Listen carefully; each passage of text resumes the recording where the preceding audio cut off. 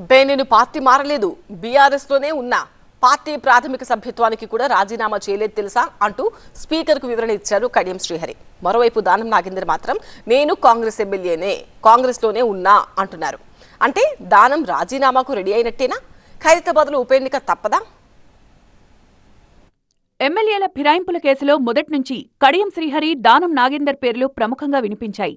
వీరిపై speaker వేటు వేస్తారని లేదా వాళ్లే ఎమ్మెల్యే పదవికి రాజీనామా చేస్తారన్న ప్రచారం జోరుగా సాగింది.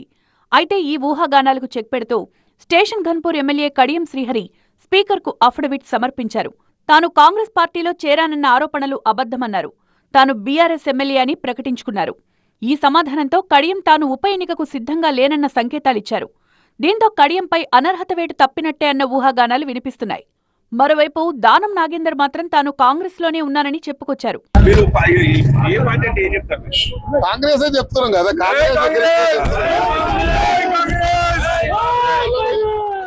కాంగ్రెస్ పార్టీలోనే ఉన్నానని చెప్పిన దానం తాను ఏ పార్టీలో ఉంటే ఆ పార్టీనే జీహెచ్ఎంసీ ఎన్నికల్లో గెలుస్తుందన్నారు.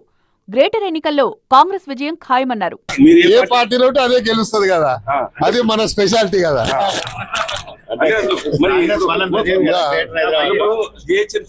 మీరే గెలవాలంటారు, ఏ పార్టీ గెలవాలి? పార్టీ పరంగా కాంగ్రెస్ గెలుస్తుంది కదా, ఇంకెవరు గెలుస్తుంది? వేరే పార్టీ గెలుస్తుందా?